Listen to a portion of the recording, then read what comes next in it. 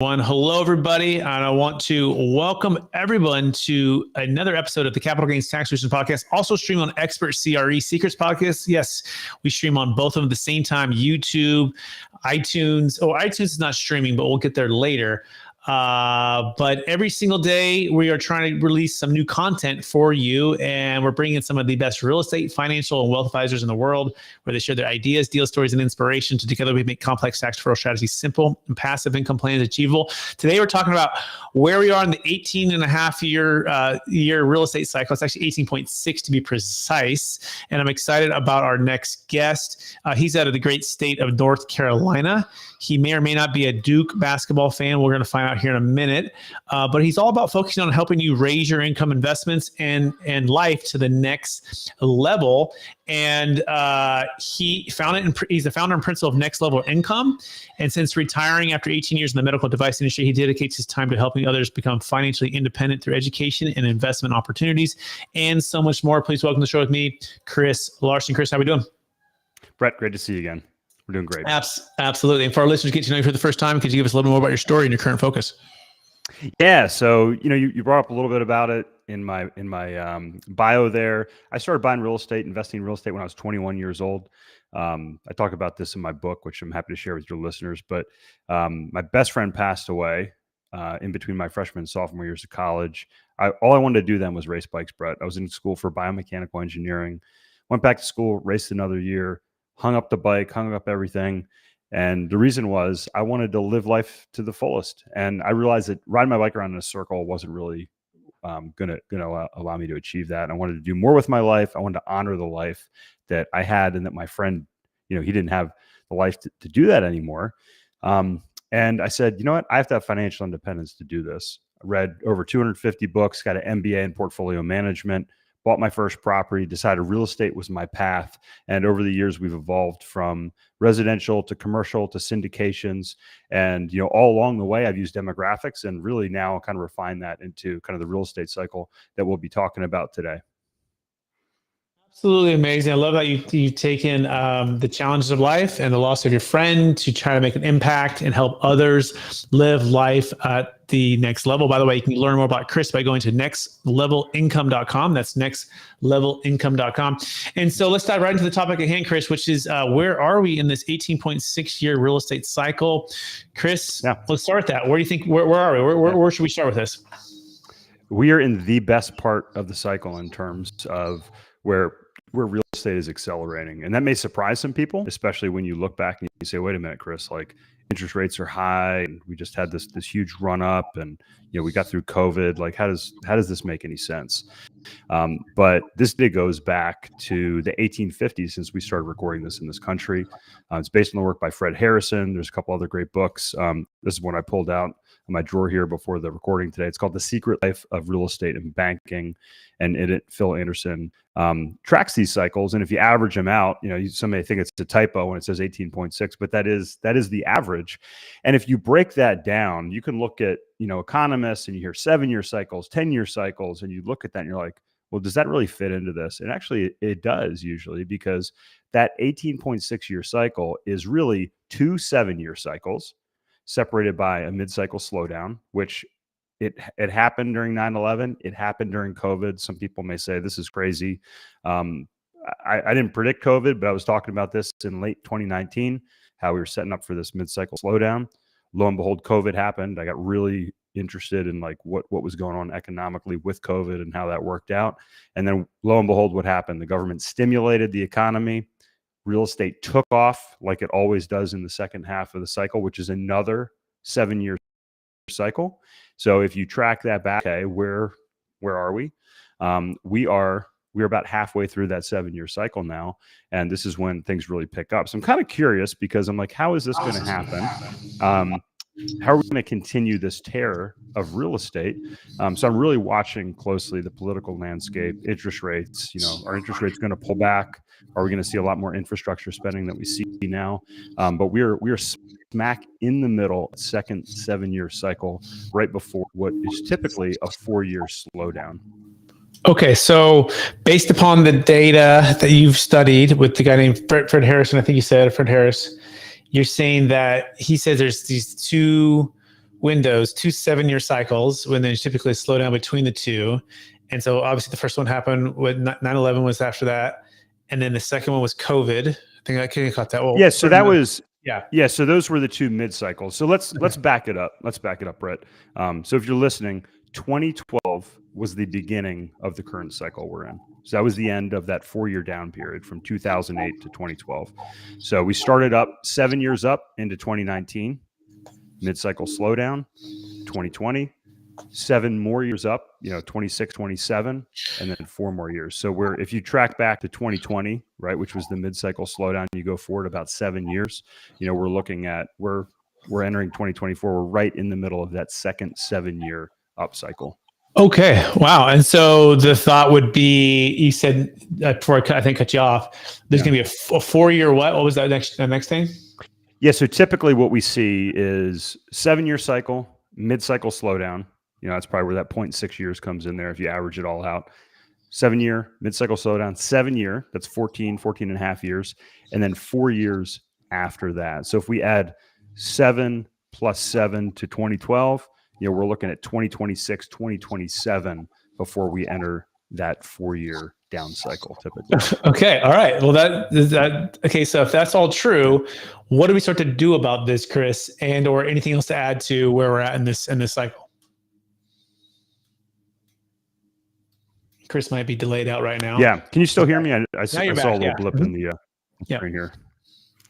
Did you catch? Are we good? All right. That was the mid-cycle slowdown right there. It was. See, boom, right? We planned that perfect, right? Go ahead. That's right. Okay. So yeah, I think you asked well, what do we make of all this, right? Like, what do we do with this? Is that what your question was? Yes. Yeah.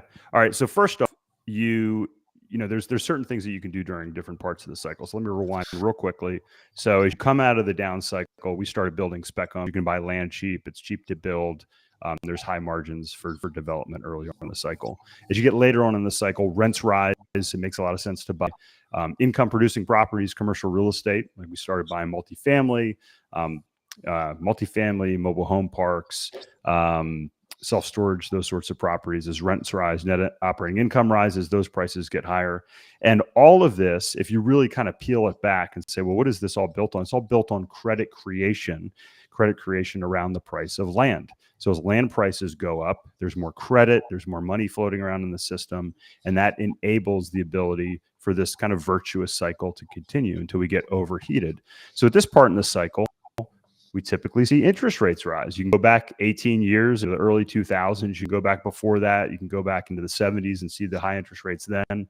And, we can talk about why that is with demographics and why they're different at different points in time, because basically interest rates are the price of money. So supply of money, demand of money, high demand, high interest rates, if that makes sense. So what do you do as part of the cycle when real estate prices are high and interest rates are high? I like operating real estate, which I think you and I spoke about last time I was on the show. Car washes, mobile home parks, senior housing facilities, short-term rentals. What do all these things have in common? They have the ability to have rent as well as operating profit, which allows you to continue to have a profitable business built around real estate, even during times of high interest rates, if that makes sense. I think it does. And so let me see if I can unpack a little bit more of that. So when you're coming out of cycles, right, land tends to be cheaper, which makes, and perhaps even things are lower. And I feel like labor costs has gone down and supply chain stuff has dropped some of the costs for supplies. And so it's to build. And then once it's kind of mid-cycle, when rents rise, then you want to buy maybe existing like multifamily things that are already in pace where you can just raise the rents when it's rising. And then, the value of the land continues to go higher, and which creates more credit. And then it becomes, I think I caught the last part, but maybe you say that again. You want to buy and own stuff that takes the operations centered around real estate, like the car washes, the mobile home parks, the Airbnb type of properties. Is that a fair summary? Yes. Yeah, I think that's a very good summary. And I think, one thing you mentioned, I don't think that it's kind of like oceans and tides and waves. I'm not saying, hey, we can predict the waves and like the little things that are occurring, like how much, stimulus the government puts in, or these supply chain shocks, but we can look at the overall real estate cycle. So if we're focused on real estate, that's why I mentioned those types of businesses. But really during this part of the cycle, Brett, what I think makes sense is to lower the amount of debt you have, right? So start paying down debt as interest rates go up, and really focus on cash flow. So reasonable amounts of debt, high quality properties, and really good cash flowing pieces of real estate or businesses, I'm a real fan of in this part of the cycle.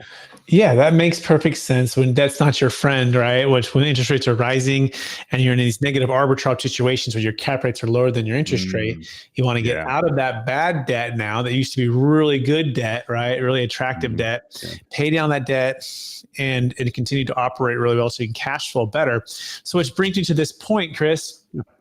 Do you feel like sellers are finally starting to realize that, hey, values aren't here anymore that used to be, but they're also, those that can hold on are like, I can hold on, right? It's like at least in the single family world, it's like I have the 30-year lock.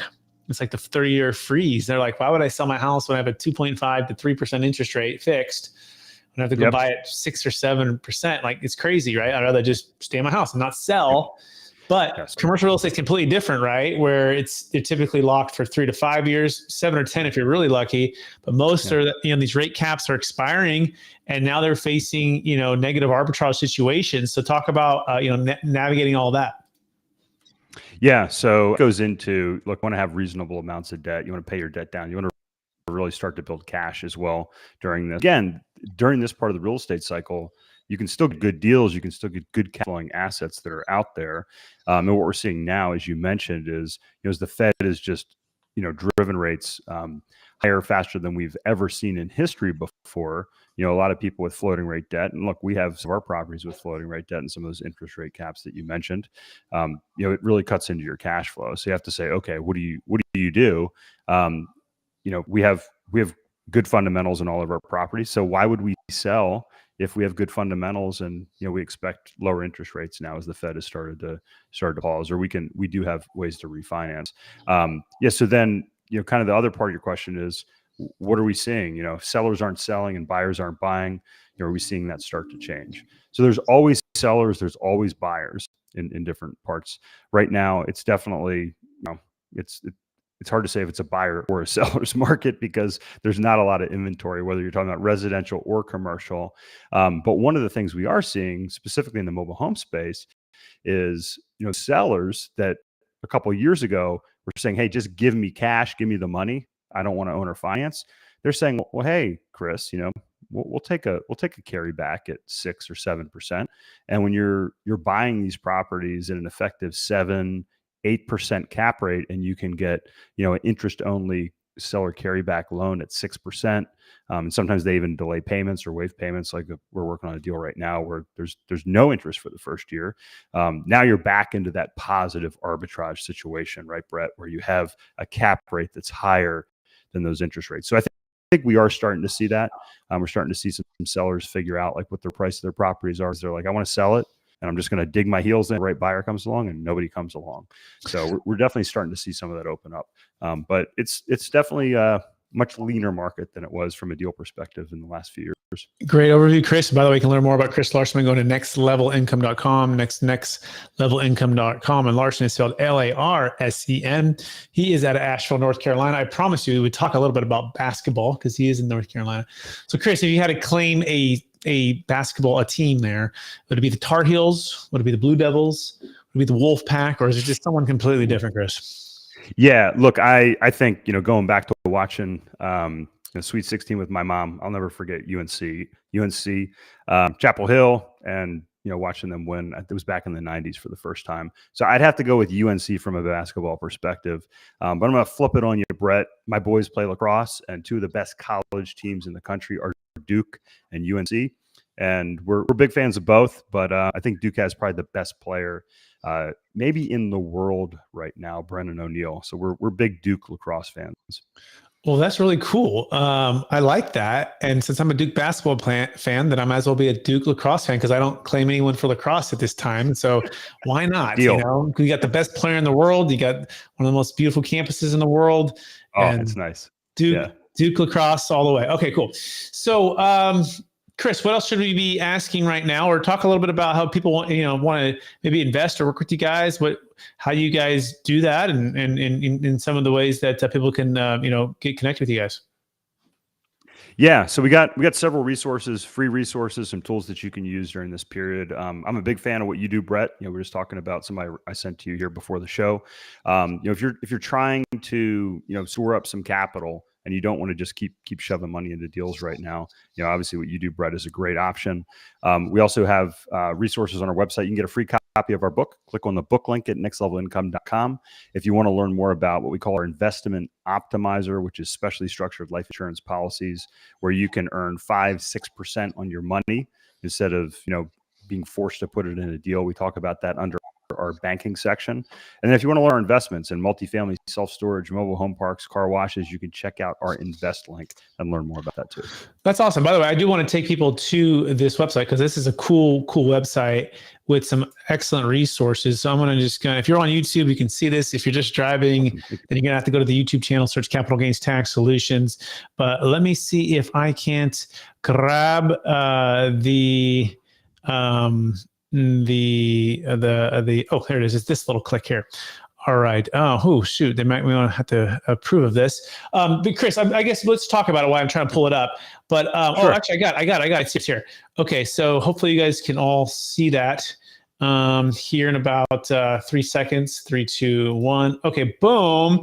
All right. Oh, yeah. And we're on this. This looks pretty cool. So Chris, explain this deal analyzer page. It's the LP deal analyzer complete limited partner bundle. Get all this for just $200. Talk about it. Yeah, so if you go to our resources page or a resources link on our website, nextlevelincome.com, it'll take you to our LP deal analyzer that my partner built out.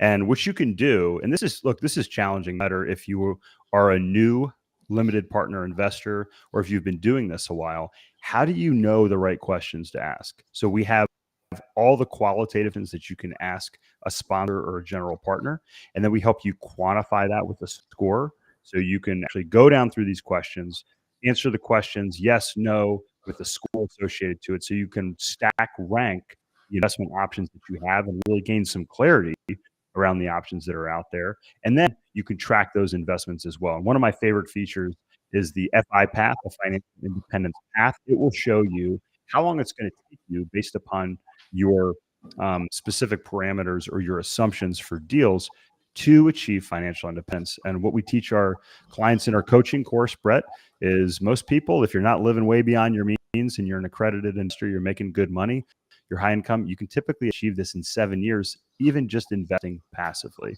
So again, if you want to check out our coaching course, you can send an email to coaching@nextlevelincome.com, and you can find the LP Deal Analyzer under resources and click on LP Deal Analyzer. Yeah, that's amazing, and this is so detailed and so laid out, and I love what you're doing here. So everyone, check that out. Check that out. Cool. And there is a discount on our website. I think it said $199 there, but if you go through our website, nextlevelincome.com, and click on that link, there will be a discount. Okay, so it looks like there's a discount there. So check that out. Fantastic. That being said, Chris, are you ready for the lightning round? Brett, I was ready from the word go today, man. Okay. All right. Knowing what you know now, Chris, if you could go back to your 20-year-old self, what's the one gold nugget? Make sure to tell yourself to do. Get a coach. Fantastic. Question number 2. What's the number one book you've recommended or given the most in the past year?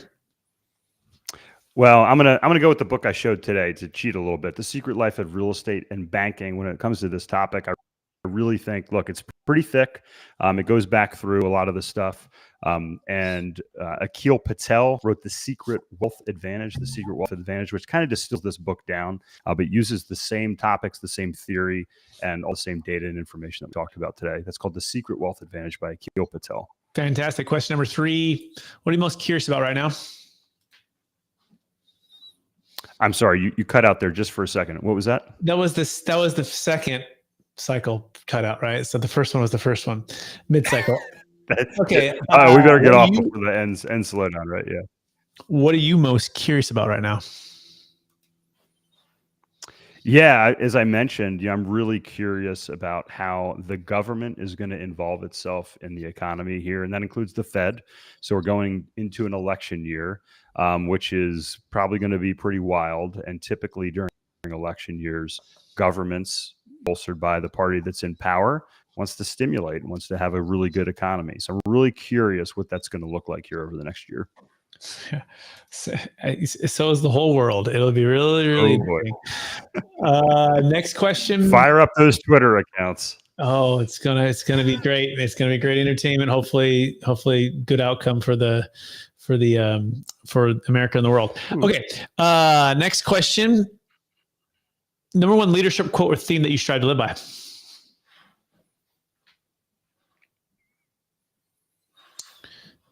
Did you miss it? Did we miss it? I think I did. Okay, that's okay. We're going to the next question. That's all right. Number one way you use Chat GPT to grow your business. Yes. So, Chat GPT. So I'm working with a new AI tool that helps learn my voice through all the videos I've done, all the writing I've done to help us write in kind of my voice, which I just learned about this about a month ago. So it's not Chat GPT per se, but it is AI. Well, what's it called? I have to look it up. I forget the name of it here. Yeah. Do you think the AI is going to be offended because it's like listening and it's so intent and it's like, getting to know you, but you don't even know its voice? It's probably going to make me sound. Yeah, it's going to make me sound worse after this. Its name. It's going to be a scorned lover. It's going to go and yeah. Yeah. Okay.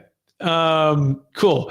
No, that's really it, Chris. Last question is, after all your success, doing all the things you've done to help all the people level up their income on nextlevelincome.com, how do you stay centered in your values and stay encouraged to keep charging forward to reach even higher heights? Yes, I do that looking and living with my children. My boys are 13 and 11, soon to be 12 years old. And you got kids as well, Brett, and trying to be a better father for them and kind of see things through their eyes and trying to make the world a little bit of a better place, knowing that they're hopefully going to be inheriting it, keeps me centered, leveled, and motivated. Amazing. Chris Larsen, I want to thank you for being on the show and thank you for sharing your wisdom with us, giving us the insights on these the real estate cycles that are going on and how to take some action to invest and continue to invest into real estate.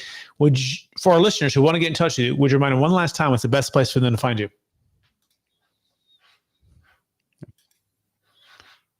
Yeah, absolutely. Nextlevelincome.com is the best way. You can get a free copy of our book. You can check out our coaching, learn how to invest.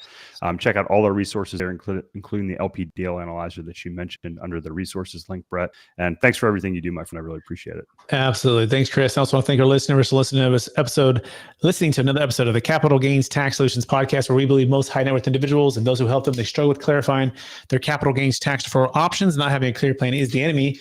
Using a proven tax deferral strategy such as the deferred sales trust is an amazing way for you to create and preserve more wealth.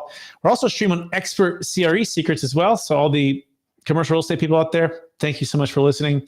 Check out the book, Building a Capital Gains Tax Exit Plan, hit #1 bestseller. We got Kevin Harrington from Shark Tank in the book, and this will help you exit and defer hundreds of thousands to millions of dollars of capital gains tax, eliminate estate tax, and unlock a wealth plan that you can invest on your own timing, on your own terms, all tax deferred without ever having to use a 1031 exchange ever again. Check that out. And if you're going to be in a 1031 exchange, make sure you also reach out to us because we have the brand new best 1031 plan. Go to experttaxsecrets.com for that. What does that give you? It gives you a backup plan in case your 1031 fails. If you're going to be on a flight and you're going over the rough seas across the ocean from one continent to the next, sometimes what a 1031 feels like. You got to be having a parachute in case the thing fails. And the best 1031 plan we give you gives you that parachute. Where all the others out there, you're just going to be crashing into the ocean. We don't want you to do that. We want you to be able to jump out and parachute down, defer that tax. Go to experttaxsecrets.com for that. And or for all of this, if you're going, this is a lot of websites, just go to brettswartz.com. brettswartz.com. We're trying to make it actually very simple there. I'll probably just use that in the future.